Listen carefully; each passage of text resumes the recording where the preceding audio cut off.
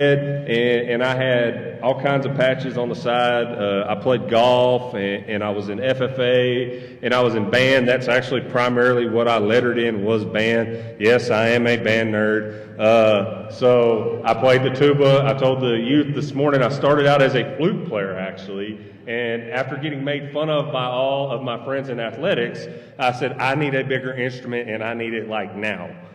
So he was like, well, you can't drum, so here's a tuba. And so it worked out.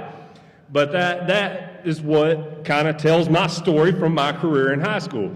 Now, if you look at my wife's letter jacket, you can tell my wife was the academic type. She was also all-state band, and I mean, hers, she's got patches up the arms, the sides, the back, and everything else, and I just got like a little sleeve here and a little sleeve here. But it tells the story of her high school career also.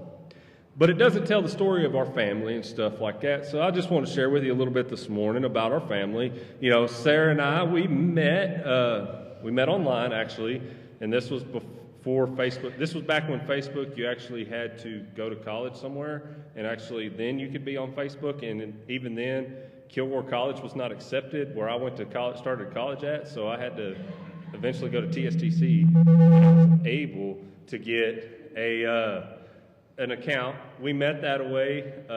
She decided, because she didn't trust me, to meet at the Sonic in Longview in a public place. I guess she was afraid I was some kind of creeper dude or something. I don't know. But we met there, and she wanted nothing to do with me at this point. She just wanted to go to college, and rightfully so, but I kept pursuing her, and eventually she gave up and said yes. So she was tired of it. Then we have our 3 kids. Sophia, our oldest, she's involved in FFA. She's a junior FFA member. She's show pigs. She also plays the flute. I don't know if she'll stick with that or not. Me and her mom help. She does, because we're band kids. So, but if not, that's okay too. Kenan is our princess. She always wears dresses. She wants to wear dresses all the time.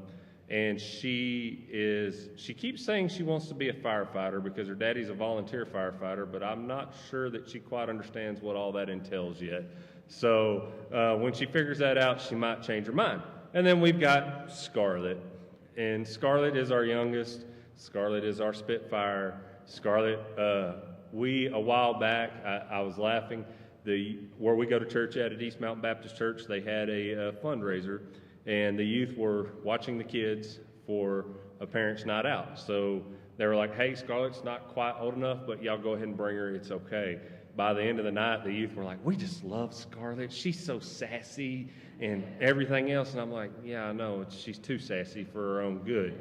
So, but that's a little bit about our family and everything else. And I know we're out here in Raiderland. Don't hold this against us, but my wife did graduate from A&M, but don't hold that against us. She at least went there and got a degree in agriculture. So, that. As far as I am, my background is, as y'all have seen, is a lot of things. I call myself a resourceful generalist instead of a jack of all trades. It sounds a whole lot nicer than that. But in reality, I've done everything from work in the oil field, my background with the fire service, and also right now where I currently work in maintenance at Mercy Ships International, and I've got the opportunity to share with some of you guys about that and their organization, their Christian organization that brings hope and healing to the country of Africa and the forgotten poor. That's enough about me. That's enough about my story this morning. So,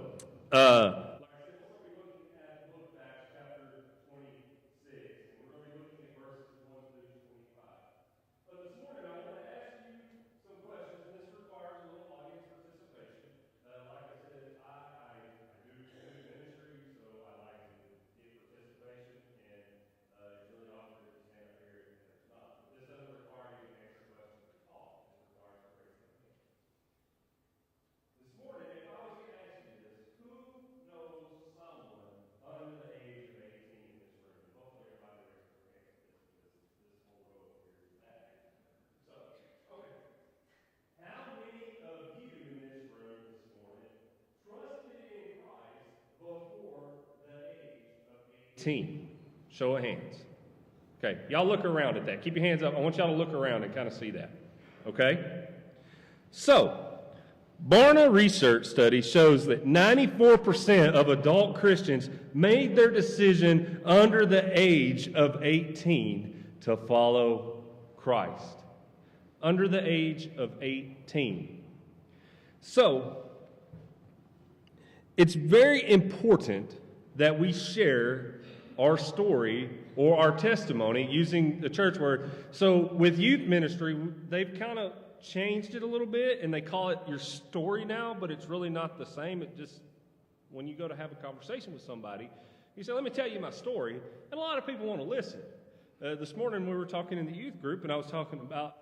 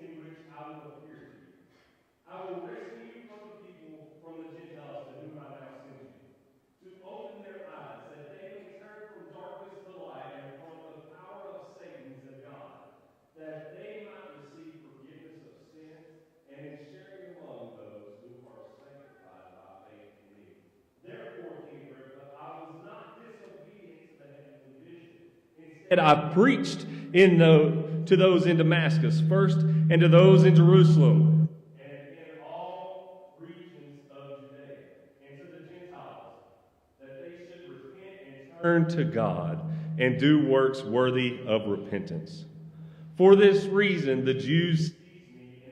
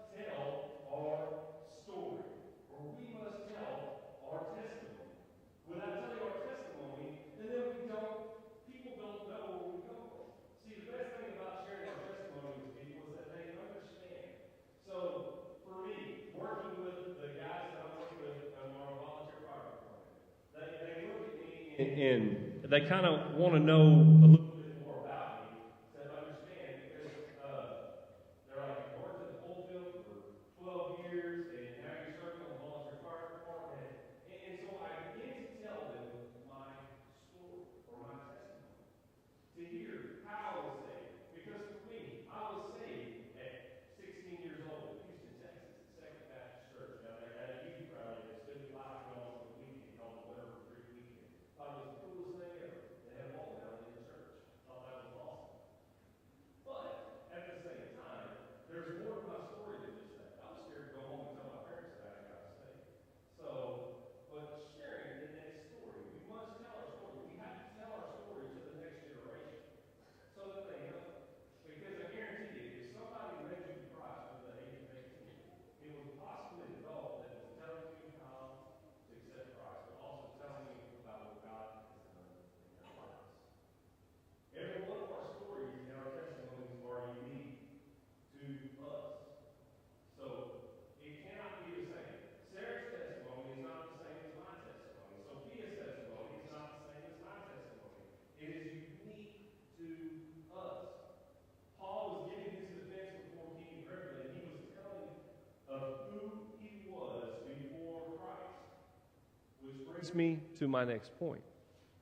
Our story or our testimony must point to Christ. We can tell a story all day long. Look, I ain't going to lie. I'm probably one of the best storytellers you can ever find because I'll take a fish story, and that fish that I caught on the coast down there when I went deep sea fishing really was about this big, but by the time I'm done, and I think we're going on like how are you? You're 11 now, so we're going on year 11. That fish is no longer actually this big. It's more this big now. So I can tell a really good story. Fishing stories, anything, or the deer that you may have shot, that sucker and how you shot it. That thing was 500 yards out, and I lined up with my scope on it, and I took it out. However, our story, but that story doesn't point someone to Christ. But our testimony does. And it's important that we tell it. If we're going to reach the next generation, I don't care whether you're 99 or you're 19. If we're going to reach the next generation of students, we have to tell our story. If we want them to know where the church came from, and what's happened through the years. That's what I've loved is our time that we've been visiting with y'all. Everybody's been telling us the story of the church and what's happened through the years and how long they've been here. And I love to hear the history of that because if we don't pass that down, and then the next generation doesn't know. See, we've almost, honestly, completely, in the years I've worked in student ministry, we have almost skipped a generation. My generation's pretty bad.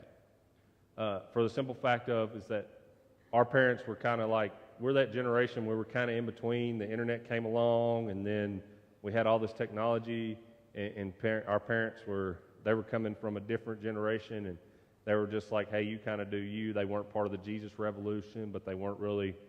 And so it was kind of do our thing, but nobody really told us to go to church either. Nobody really shared with us Christ. The reason I'm standing here is because I had a friend named Robbie Pleasant, who I was in band with, that invited me to come to church, invited me to go to the Student Life Weekend. He told me his story. He told me his testimony. And because of that, I was saved. Everyone can tell a great story, like I said, but we have to point it to Christ. Because you have to think about what Christ has done in your life. We sing the song, count your many blessings one by one.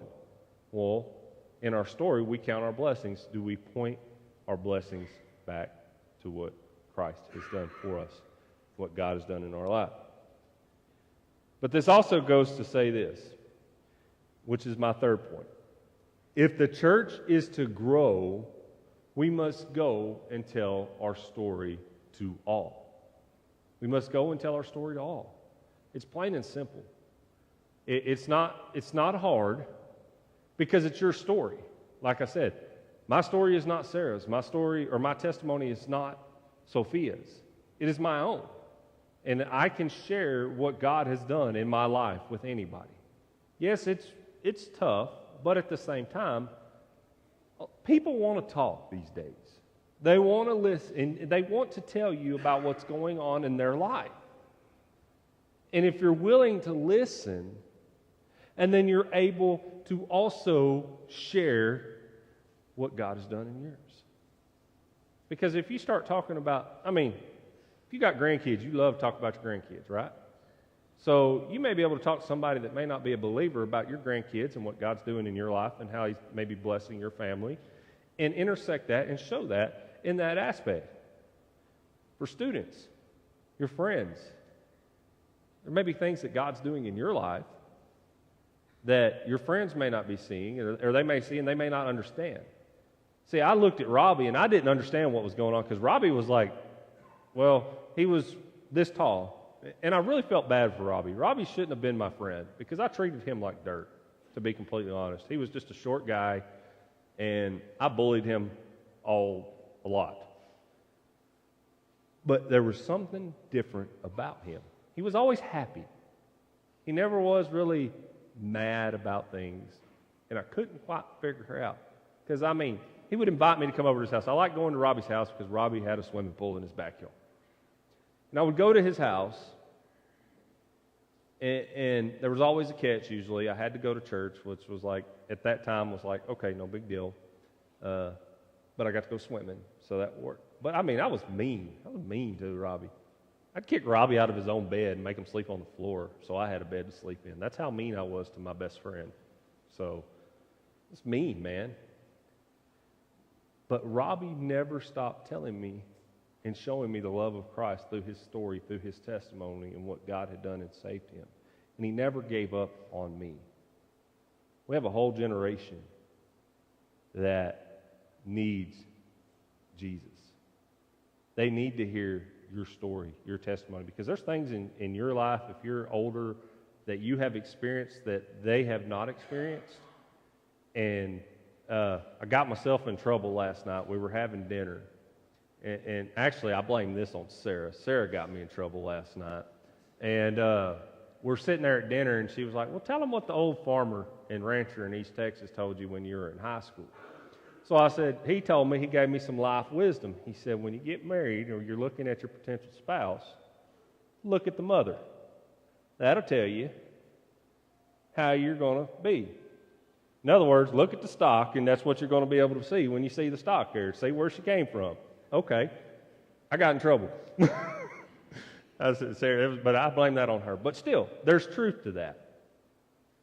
Because there's things that you see, there's things that her mother has experienced that she hasn't experienced, but there's things I know a lot of times that she will call her mom to talk to about. There's things that I will call my parents to talk to them about. They'll tell. But it's not just that. It's that I took the advice that was given to me from this farmer, because he decided to tell me his story. Because he also pointed me to Christ in high school at that time, and it was really good to have gospel conversations with him, because there was things, because he was in his 70s at that point. I was just a high school senior. But listening to the things that he had experienced, to what God had done in his life for his family, made me take note. And I may have not listened to anything else he ever had to say, but I did at least remember that one thing for some reason, and it stuck with me.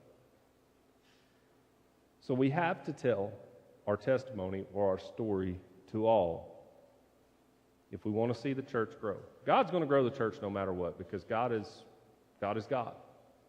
But we still have to tell a generation. We still have to tell a generation. Judges 2:10 says this. It said, after that generation died, another generation grew up who did not acknowledge the Lord or remember the mighty things he had done for Israel, without sharing what God has done. A generation doesn't remember. This generation goes on to get married, find spouses, has kids, and they don't tell them of the things that God has done. And then a generation goes on and they forget. So today, as we close and Brother Mark comes up and we have a time of invitation, I want to ask you, have you shared your testimony with someone? Doesn't matter. Maybe it's your neighbor. Maybe it's a friend. Maybe it's a colleague. Whoever. Have you told them about Christ? And does your story point to Christ? Because I can tell you guys, that's the greatest thing that has ever happened to me in my whole life, is that when Robbie shared Christ with me and took me and invited me to church, it changed my whole life and set my life on a whole new trajectory that I never, ever would have thought of. Let's pray. Lord, this morning as we go into this time of invitation, Father, I thank you for allowing me to share your word with your people. Father, this morning I pray if there's someone here that does not know you, Lord, that they would come to know your saving grace, Father. Father, I also pray this morning, Lord, that maybe just hearing this message of sharing our testimony or our story with somebody, Father, that maybe you have burdened someone to put that person on our heart of who maybe we need to go talk to. And Lord, if that's someone in here this morning, I pray that they do so.